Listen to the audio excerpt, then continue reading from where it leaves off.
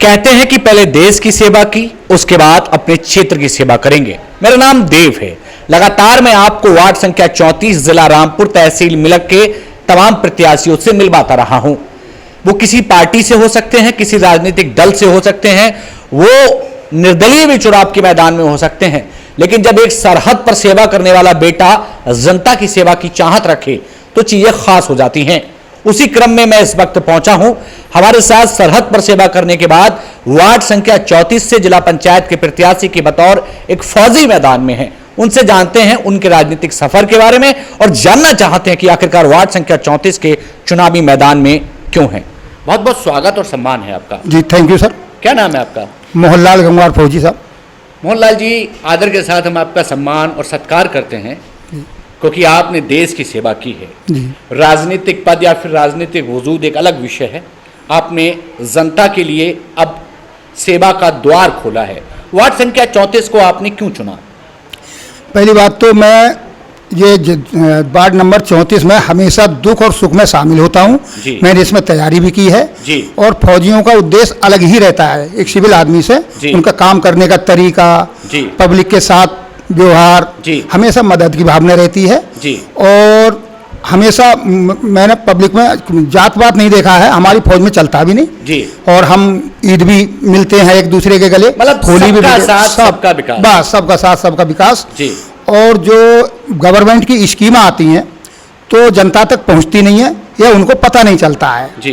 तो मैं ये काम करूंगा कि जनता ये गवर्नमेंट की जो भी स्कीम आए, जो भी पब्लिक के लिए सेवा के लिए कुछ आए तो मैं उसको करूं और काम करने का तरीका ये रखूं जैसे फौज में हमारा अलग तरीका रहती है काम करने का, ऐसे ही मैं जिस काम को देखूं कि आम पब्लिक के लिए ये सही है हर गांव में काम, उसको मैं पहले वरीयता दूंगा। तो हम मान सकते हैं कि वार्ड संख्या 34 में निस्वार्थ सेवा का भाव लेकर के मोहनलाल फौजी उतरे हैं। जी। क्या क्या समस्याएं फौजी साहब वार्ड संख्या 34 में आपको नजर आती हैं? नजर आती हैं सर, मैं जब गया हूँ हर गांव में गया हूँ जी। तो कोई गांव में एक पुलिया टूटी है, बोला ये नहीं हुई है, ये आम रास्ता है सभी लोगों के लिए, या कोई रोड थोड़ा सा पहुंचना था वो नहीं पहुंच पाया, उसमें बहुत समस्याएं लोगों को हैं। कहीं शमशान घाट टूटा हुआ है, उसमें बोले लोगों की ये समस्याएं हो रही हैं, वो भी मैंने लिख के सांसद महोदय को दिया है। अभी भी मैं सब पब्लिक की सेवा कर रहा हूँ। मेरे गांव का शमशान बनवाया, यहाँ बिल्कुल नहीं थी, कुछ की बिजली की समस्या है और गांव की, वो भी मैं लिख के दे के आया हूँ। तो मैं बिना पद के भी सेवा कर रहा हूँ। कोई भी मुझे मिल जाए आदमी, भूटान में जब पोस्टिंग था तो मेरे को मिलते थे बंजारे लोग यहाँ के केमरी के, मोमडन लोग, तो मैं दौड़ के जाता था। मैं कहता था मेरे घर की गाड़ी आ गई, मैं इनकी सेवा करूं। मतलब एक भाव रहता जी, भाव रहता था।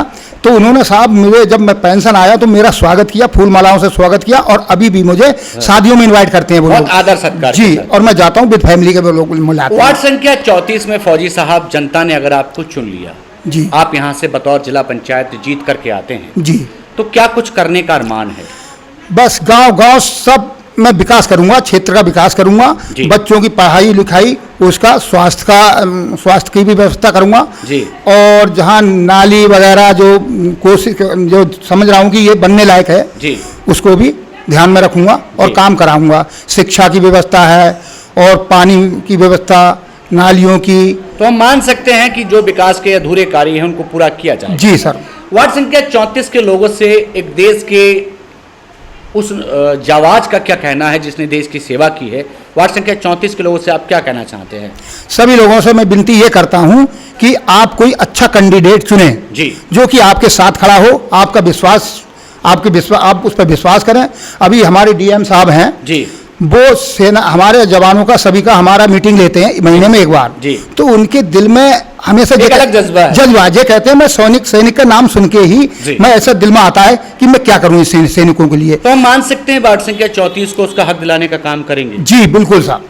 कुछ खास मैसेज, कुछ वोट की अपील करना चाहते हो लोगों से? हाँ, यही अपील करना चाहता हूँ कि मैं नेता नहीं, आपका छोटा बेटा या छोटा भाई हूँ, जो भी हो मुझे वो समझ के वोट कीजिए। मैं आपके हमेशा साथ खड़ा हूँ, 24 घंटा आपके साथ रहूंगा, आवाज मारेंगे, यहाँ खड़ा रहूंगा। वार्ड संख्या 34 को उसका हक दिलाने का काम करेंगे जी सर। हमारे साथ वार्ड संख्या 34 से मोहनलाल फौजी थे जो जनता को उसका हक दिलाने की बात कर रहे हैं। ये तो वक्त बताएगा कि आखिरकार वार्ड संख्या 34 में किसके सर पर ताज सजेगा। तब तक के लिए आपको इंतजार करना पड़ेगा।